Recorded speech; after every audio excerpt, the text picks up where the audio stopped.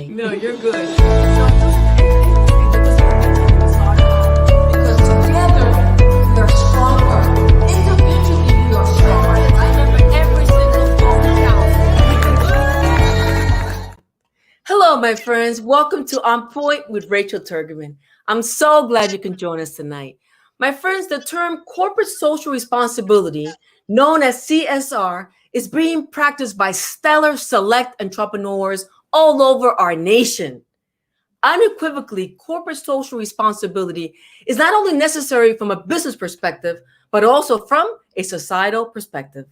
Joining us tonight is Miss Anna VeigaMilton, Esquire. She's the president of the Jose Milton Foundation. She's also the corporate social responsibility officer for her family business, United Property Management. Welcome, Anna. Welcome to On Point with Rachel Turgeman. Welcome back. Thank you so much, Rachel. You know, I've always told you that you were born to do this show, and it is a pleasure to be with you. My second time on your show, so it's really a pleasure to be here and to be one of your original supporting sponsors, right? Your advertisers. So it's very exciting to see how much the show has grown and all the conversations you have with such luminaries in our society, in our community. So thank you very much for everything you do. Thank you so much, Anna VeigaMilton. I got to thank you because I remember during COVID, we were talking about, what I wanted to do and maybe start our own business. And you said to me, Rachel, if you do a show, I'm in all the way with you. So I want to thank you. I want to thank you from my heart to yours, Anna. Tonight, I want all our viewers to understand the essence, Anna, of corporate social responsibility. Because in my opinion, you, Anna, are the guru, the business guru of this movement, because you have proven this with unwavering actions. We love you so much. We admire you so much. And again, thank you for being here with us tonight. Let's begin with a recap. As you know, we started the show last year. And for those people that are new to On Point with Rachel Turgeman, I would like them to get to know you. So I would like to start with a recap of your upbringing and maybe some of the teachable moments, Anna, that still resonate in your minds and in your thought. Talk to us. Well, I was born in Havana, Cuba. So my parents emigrated when I was 1 year old because of my mother's insistence. She wanted to make sure that her daughter grew up in a democracy. So we ended up in Spain. Now, my dad left the country, left his homeland with a copy of his graduation certificate, his College of Engineering graduation diploma, folded up into little squares and stuffed in his wallet.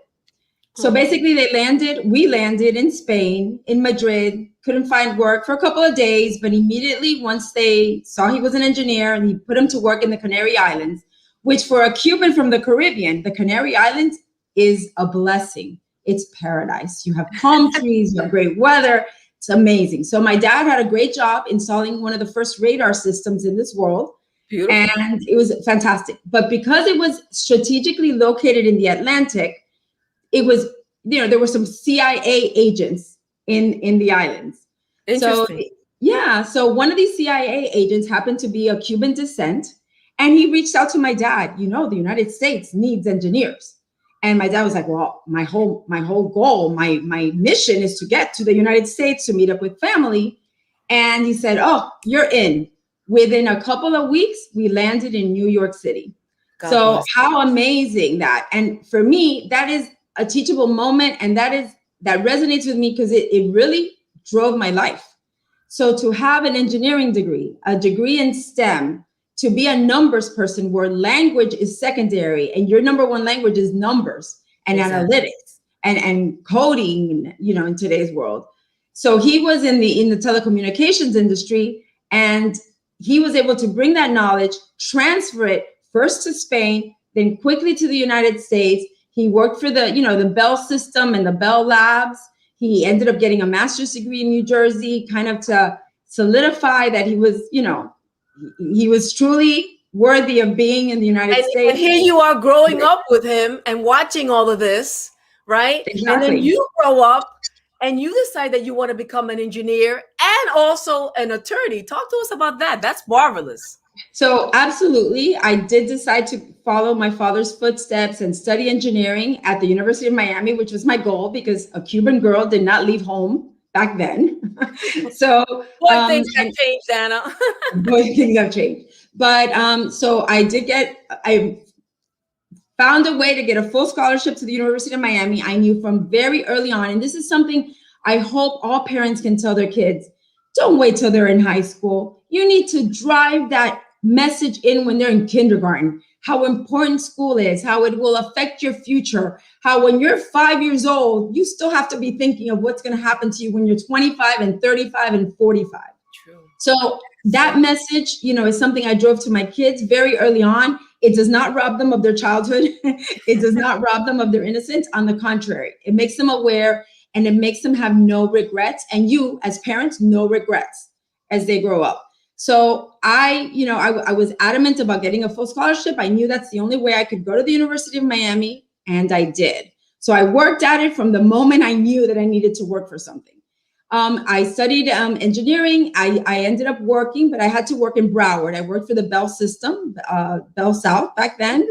And it was a great experience and I loved it. I loved the management side of engineering. I loved the technical side. Were there a lot of women, Anna? Were there a lot of women when you went to work for Bell South in that field or not really? Not at all. Not at all. And Bell South was very progressive. So they did, hire a lot of women and they were trying to promote women. And I knew that I was on the fast track and it was great, but I didn't want to leave Miami. So that was another lesson. That's good for us. Unfortunately, Miami still doesn't have that tech ecosystem, even though it's building. It was really hard to find work as an engineer unless I wanted to go into construction. And my engineering was more the computers, there's more software. And I really didn't find a place that I could live. I grew up in Westchester, so I didn't find a place that could be in the South Florida, in the Miami area without a long commute, which is something I was also trying to avoid in my early 20s, driving an hour to work and back. So I needed to reinvent myself when I was getting married, and I decided law school would be great because one of the things I was missing was that liberal arts type education. So I finished engineering in 3 years. I AP'd out of every history and English class you can imagine. The last book I read was in high school. I was like, this is crazy. I really need to, up my game and get a more well-rounded education. And I figured law school was the right way to do it. I got a full scholarship to law school. Law school loves engineers. And it wasn't a hard transition at all. As a matter of fact, the way you're taught to think as an engineer, very logically, step by step, or, a mathematician or a STEM person. Yeah, you have to be very critical thinkers. Is exactly the way that lawyers think. So it was actually a very easy transition and I loved it. So I love the law. I love learning the law, how the law has evolved over time. It's a beautiful thing. And it's to me, it's kind of that same, left brain, right brain connecting. But you have the best of both worlds. You have that STEM mentality because of your engineering background, and then you have the law degree. So I told you, you're a blessing, and our viewers, those that don't know you, after this show, they're going to understand why I keep on saying that you're a blessing.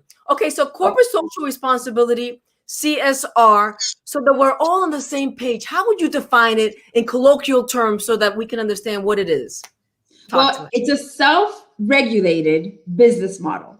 What that means is that companies, now, when you think of corporate social responsibility, you think of these big companies. But I'm telling you right now, CSR can be practiced at the entrepreneur level, at the small business level, which is great because Miami, as we all know, is really based on small businesses and entrepreneurs and innovation and innovators. So CSR is a way to engage with three audiences. First are your employees, your customers or your clients, and lastly, the community at large, which could mean potential clients, potential employees. Growth. So when you practice CSR, corporate social responsibility, you look at your business, how it fits in the whole ecosystem that you're in, that you're working, that you're playing in. You see how you can impact the community, how you can become so ingrained, so interweaved in that community that you become vital. And that is a great place for a business to be. So not only will you be able to attract better employees, I mean, in our company, we have, when we put out a job listing, we have people that look at our foundation page and our CSR information, and they will take an interview and they'll say, I'm only here because I love what you do in the community. I believe you. And you know what's funny what you're saying? Because I was reading an article on Forbes magazine where it said that 42% of people that kind of witness how they feel about a company, their perception is based on the CSR activities. You want to interpret that with us? Absolutely. So your CSR activities are an organic way to link your brand with goodwill. So by doing good acts in the community, be it you can donate money, which is always great, name a building or donate to a university. You can get together. One thing I really like to do is to connect with public schools that are near your offices. So these are the schools that maybe your employees, their children go to, or your clients, and to connect to a school. And all you do, you don't give the teachers a pizza party. If they need a playground refurbished, that's kind. That's kindness. And yes, people love that. They love to be nurtured or patted in the back, right? Exactly. Mentorship. No, I love it. So what would you say, Anna, is like a concrete example of CSR? Well, like I said, donating money, becoming part of the United Way giving circle or giving family, connecting with a public school where you can mentor the kids, or... Well, let me say something about that, because you are the living example, if you will. A year ago, we were doing something called the Powerhouse, if you remember, and you were the presenting sponsor of human trafficking, missing children, domestic violence, sexual assaults. And we had a bunch of kids, thousands of kids. And we partnered, as you know, under your leadership as well, with the school system. And all those teachers, I remember when you were up on the stage, the teachers wanted to talk to you, jumped off the stage, and you were talking about all the apartments, that you were trying to give them a discount. Talk to us about that, because I get very excited, as you can see. Well, one of so our company, United Property Management, we have rental apartment communities all throughout Miami-Dade.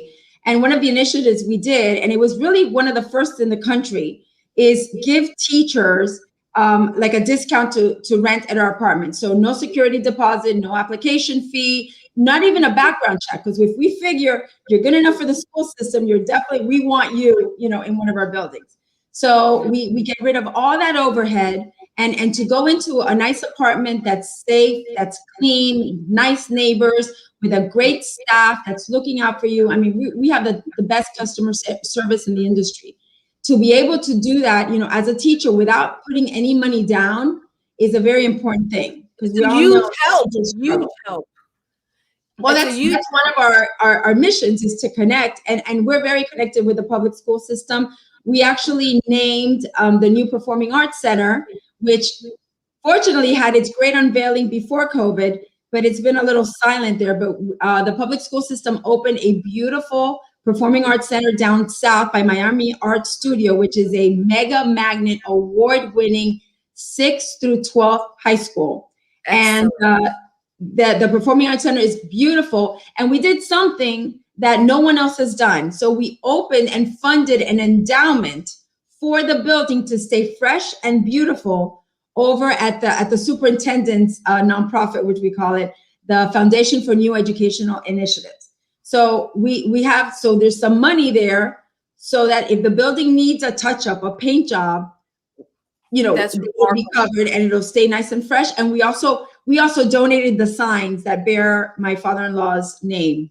So it was like $100,000 expense, and we put beautiful backlit signs. But could you imagine, Anna, what you're saying about this Performing Arts Center and also the recording studio? There's so many children and so much youth in our school system. They're so talented and they have nowhere to go. But now, thanks to you and the Jose Milton Foundation, and in conjunction with United Property Management, thanks to you, our kids can go to a recording studio. And who knows, they might be recognized, throughout the world. I'll tell you something more. So one of the exciting things for me about the recording studio was, yes, there is talent and kids. There's so many uses for that recording studio. You can practice a speech. You can learn about the legal aspects of intellectual property. And you can learn the technology behind those recording studios. which is very complicated. I mean, those computer systems, mixing the music, getting the sound correctly. I mean, that's engineering. That's music engineering and electrical and sound engineering. So those are solid career forming skills that are very high paying. So that's another thing I'm all for. We need our kids to get jobs, but not just any jobs. They need to get high paying jobs so that they can sustain themselves and their families. And that's what we need to bring to Miami. So if we can create and expand on that technology, infrastructure, we can really, really make a dent. And Miami is like the haves and have nots. We have too many people below the poverty level. 50% of us are below the poverty level. And that's just you. Thanks to you, Anna. And thanks to your family, the Jose Milton Foundation, your amazing husband, Cecil, your children. I mean, we don't have any words to thank you enough for all of your work. Let's take a couple of seconds break. I want to say thank you to all my VIP advertisers. Of course, my friends, I want to begin with the Jose Milton Foundation. Anna VeigaMilton, we're blessed to have her in the studios. She's talking to you about all the important facts about corporate social responsibility. Anna, thank you for all your altruistic work. Thank you for helping Jackson build Jackson Memorial Hospital West. Can't wait to see that happen. A big shout out to Jackson Health, making miracles every day. Co-presidents, Charmaine Gatlin, Flavia, and of course, you are the chairperson. Anna, we love you. United Home Care, a big shout out to Carlos Martinez, and of course, to the entire team, Alina Palenzuela, Ms. Ceballos, Banquita. You guys are doing a fantastic job keeping our older workers home. Alicia Billiard, meet Alicia Billiard, your corporate and personal psychologist and psychotherapist to solve your business and personal hurdles. Catholic Hospice, of course, Jessica Joseph and Diane Backoff. My friends, unfortunately, sometimes we're going to have to face the end of life. And thanks to Catholic Hospice, they nurture us, they give us lots of love and healthcare services. And of course, we have Mary Torreson. She's our CPA. Corporations, if you want to grow your corporation, not only with the taxes, but have somebody to strategically plan with you while keeping your employees happy, give a call to Marie Torreson, our CPA. Jewish University System. Of course, we have Dr. Jorge Alfonso and Lucy. They're doing a fantastic job and having people earn their doctorate degrees, whether it's in education or whether it's in psychology with religious modifiers. Thank you, Dr. Jorge Alfonso. Brenda, your car sales girls, your car sales girl. Let me tell you something, my friends. If you want to get a car, whether it's new, your dream car, or whether it's used, give her a call. She will give you the deal of your life, your dream car. Give her a call. Brenda, your car sales girl. Light of the World Clinic. A big shout out to Elaine Marcela Vasquez, who's also the brainchild of Hispanic Women of Distinction Awards. Thank you, Elaine. Because of you, Broward economically disadvantaged families can now get free healthcare in Broward. We love you, Elaine. Survivors Pathway, Dr. Francesco Dubelli, helping human trafficking victims, sexual assault, domestic violence. Thank you so much. Nicole Alvarez, our attorney in criminal defense and family law. She's amazing. Magic Waste Youth Foundation, Rudy Bustamante, Armando Trabanco, and the entire family. Thank you so much for helping our foster children age out by soaring like eagles. Thank you so much. Back to Anna. Anna, you have so many contributions that you and your family have come together. You mentioned earlier about the housing, but let's talk about what you're doing with the Miami-Dade County Police Department with the renovations. Tell us.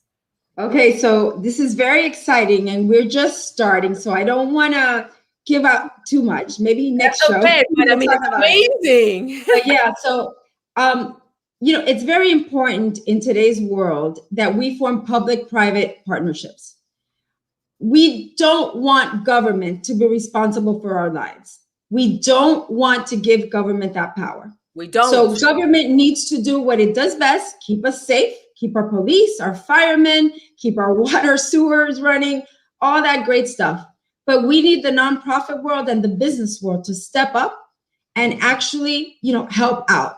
So at the Miami-Dade Police Department headquarters in Doral, they have kind of and I hate to say it, a very sad looking building area, lounge area. So we've committed to remodeling it, and you'll learn more about that later. So all that is. But I'm excited about that.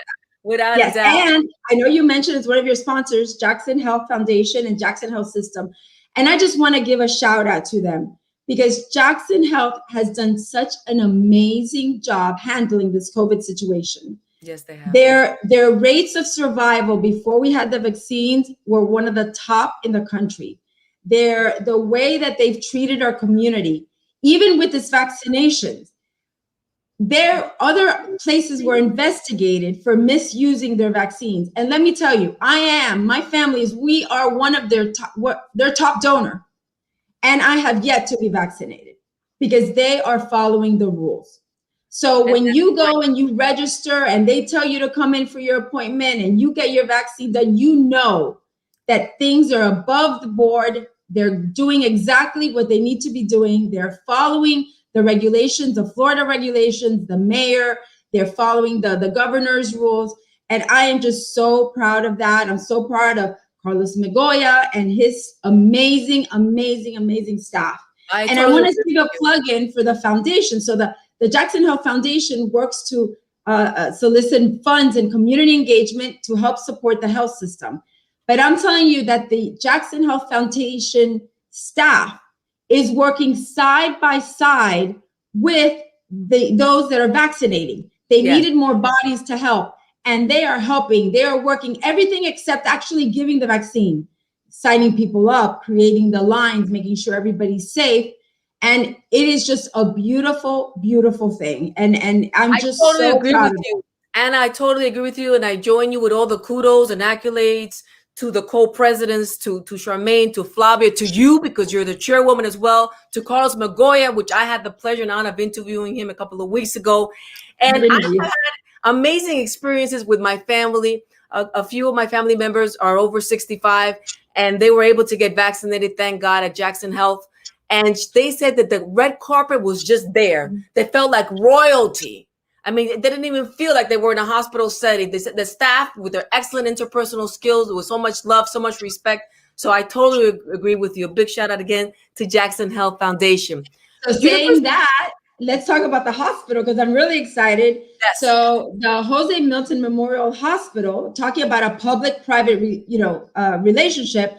So here we are, a private entity, and we donate money to the public hospital to name the hospital in my father-in-law's honor. And it's going to be the new hospital at Jackson West.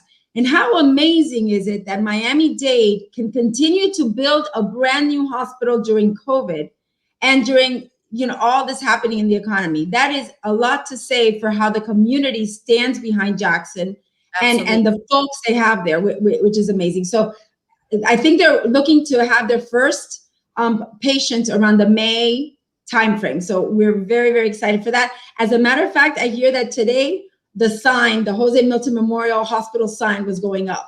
So you can see it off the Palmetto. Very excited. This is such a perfect example, Anna.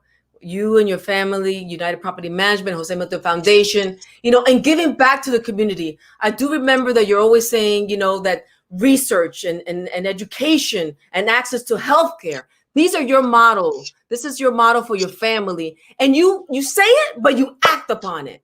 And that's marvelous because a lot of people say a lot of things that they don't act upon it. But we can rest assured as viewers that whatever Anna VeigaMilton says that she's going to do, she's doing it. And because of you, now our Doral populations are going to have state-of-the-art technology, right there and with your hospital. Doral. You have no idea how beautiful this hospital is. And you have every single doctor and nurse and healthcare professional wanting to work there. It's a beautiful thing. And like I said, it's a STEM field. It creates STEM jobs. So I'm also looking at it from an economic driver point of view. So how great it is to have these high-paying professional jobs in South Florida, especially when they take them. Anna, that you and your family are right there trying to create them. That's amazing. Now, I want to turn over to the Red Cross because that's also an amazing example of what you do with corporate social responsibility. Talk to us about the correlation, Anna, if you will, between your 9,000 properties that you have, whether some of them are residential, some of them in the commercial, and unfortunately, we're all human beings. Sometimes there's fires. And how do you and Red Cross come together in a corporate social responsible way to help our community? Tell us. So I'm on the board. I serve on the board of the Red Cross, and we are just so fortunate to have such a wonderful Red Cross chapter. And the power of Red Cross is the way it leverages not only donor money, but volunteers. Most of their workforce are volunteers, local volunteers. So they're ready for, hurricanes, for all that, but fires. Let's talk about fires, especially now that people are more at home and are cooking more at home. Fires are going nuts. We have so many fires daily in Miami-Dade County, and the Red Cross is always there, providing shelter, providing a meal, provide something to the people who are being affected by these fires. So we are very blessed that the Red Cross, when one of our communities has a resident that has a fire, the Red Cross is always there to help and help us out.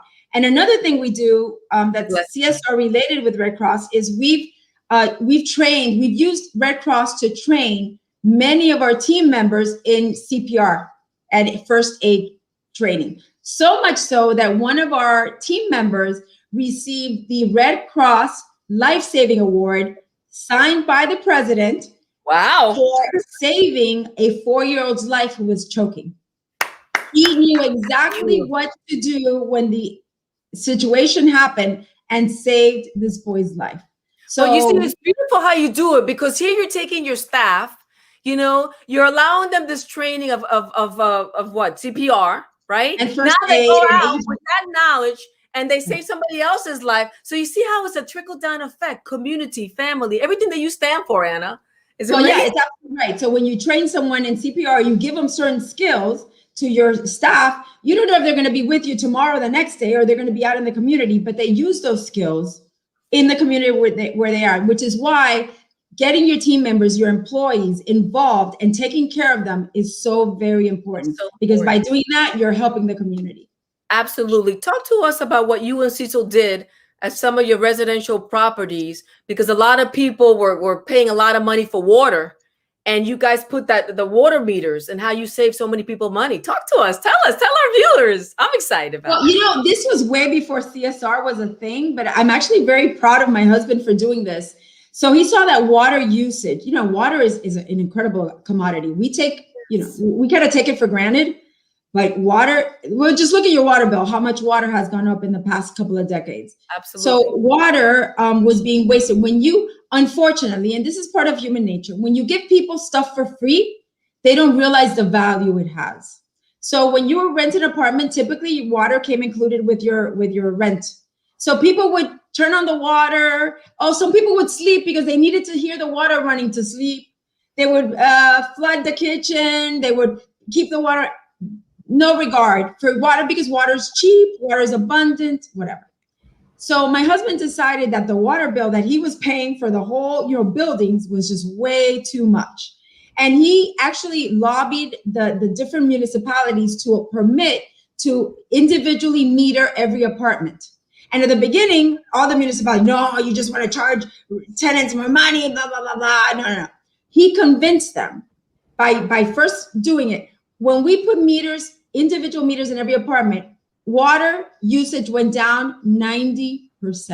Wow. Is that not the craziest?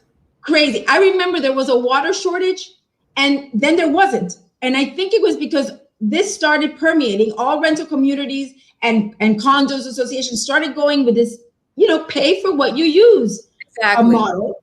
And that saved you saved them a lot of money. You saved them a lot of money. And this is what I'm trying to tell our viewers tonight about corporate social responsibility. I mean, you're thinking out of the box, Anna.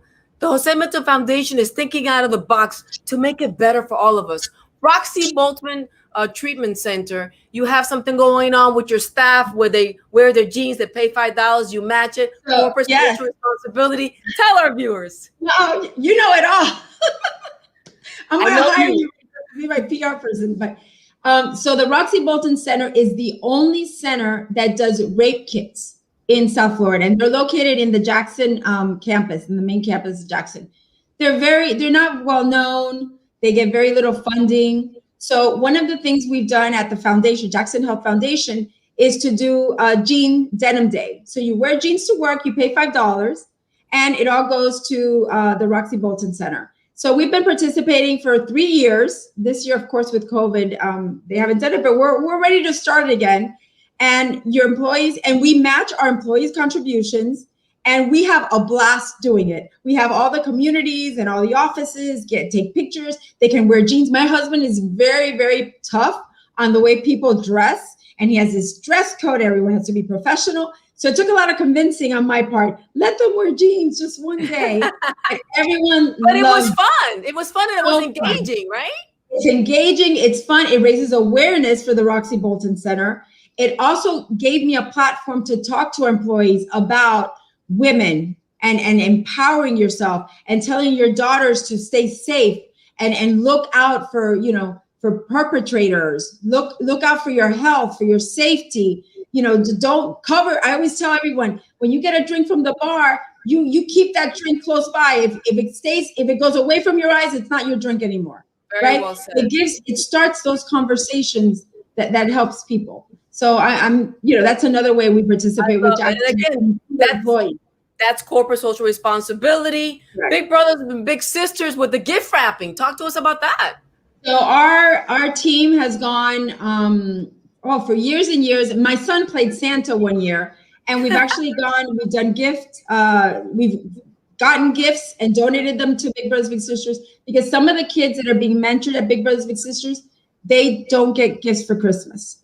Sometimes their only gift is the one that they receive at Big Brothers Big Sisters. Right. And it's very important to keep our children, keep that innocence, keep that alive, keep them motivated, wanting to be better, wanting to get better, and show them that the community is behind them and backs them. And it's just a beautiful thing. So our team members, corporate social responsibility. What would you say in a nutshell, Anna, to all our viewers out there, especially our corporate executives, our nonprofit executives, so on and so forth? What are some of the concrete benefits practicing CSR?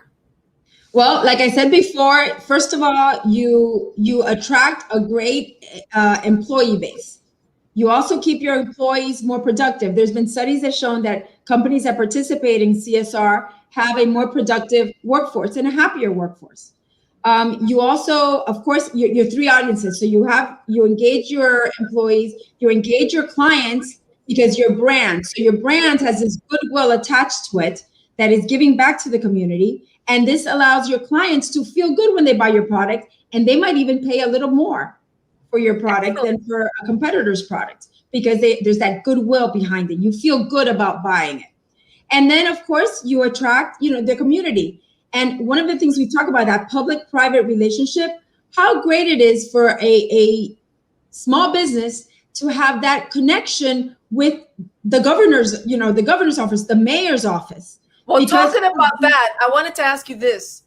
Within the next 5 years, do you really see a better relationship between government, between non-for-profits, between corporations, working together for a better Miami-Dade County? What do you think? Absolutely. So this mayor has really done a great job of connecting with the community. And one of the initiatives that she did that we fell in love with and we're actually supporting is called Thrive 305. And I invite all your viewers to, before Friday, because the deadline is Friday, there is a county-wide survey. If you go to www.thrive305,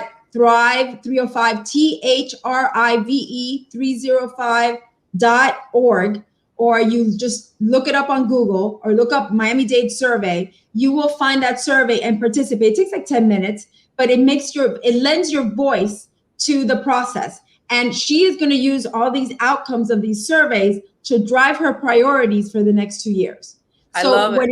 She promised that she would bring outside money from federal money, state money, global money to South Florida. And she's done that. Mayor Daniela Levine Cava has actually gotten the Ford Foundation and, of course, the Knight Foundation, which is already here, working with the Miami Foundation. And then she got 3 local funders to fund this project. So this is non-taxpayer based, which is what I love. That's private. relationship. And I So want to tax- thank you, Anna, as well, because you're one of the major corporate sponsors with this Thrive Well, 305. so I'm one of the 3 locals, the Allegheny Foundation, the Jose Milton Foundation, and the Health Foundation of South Florida. So we're all contributors towards this process. And I'm very excited to see the outcomes because the priorities will be informed by the people. It's a grassroots. So this is a perfect example. And another one is, yes, absolutely. And another one is she just started a new position under the mayor's office.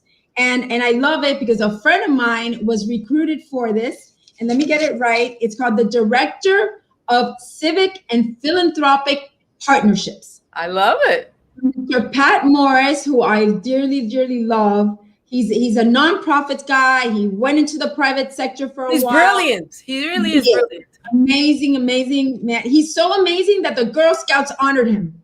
That's great.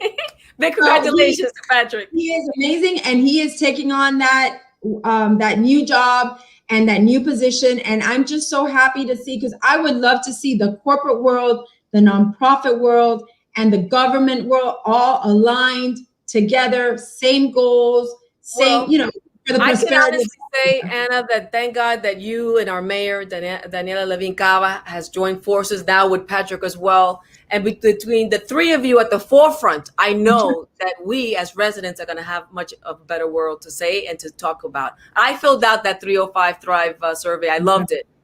Unfortunately, Anna, we're running out of time. I want to thank you so much from my heart to yours for all the selfless contributions that you have done to make Miami-Dade County a much better place for all of us. You and your family are amazing, are truly wonderful human beings. Is there like an action-oriented petition, if you will, or request that you would like to leave all our viewers with tonight? Well, I actually have 2 things. First, go out and fill out that survey. Thrive 305, our zip code, our area code. So be sure to fill that out and maybe attend some of the workshops that are becoming in the next couple of months. There'll be workshops open virtually as well as in person, and it would be great to have more participation. So definitely, if you're going to do anything after this, is do that. And second, Rachel, I want to give you a shout out because you started the whole. You really educated me, and you started the powerhouse. The powerhouse. And I'll tell you what is so cool about the powerhouse is that, now it's a mandate that every business give training on, people being taken, on absolutely human trafficking. And our employees we have to have now signs in all the elevators warning about if you see something, say something. If you see someone acting peculiar, someone being human trafficked, or it's almost like slavery. So, absolutely. Or it is slavery actually. So all that is so important. And I know you had that vision so many years ago, and you started that whole conversation, and now it's law. So it's really amazing. And so I thank you, Anna, and to all the rest of the powerhouse and influencers that are out there. We want to thank you so much too. And Anna, don't you ever forget that you have been the presenting sponsor from day one of the powerhouse, and we will continue to work together with you and your family. You are a superpower, and we love you, superstar. And to all of viewers, thank you so much for joining us tonight. Please remember to subscribe to my YouTube channel, On Point with Rachel Turgerman, and share this video with your family and friends. Keeping informed and staying connected allows all of us to make the right decisions. God bless you all. Stay healthy and safe. Bye-bye for now. No, you're good.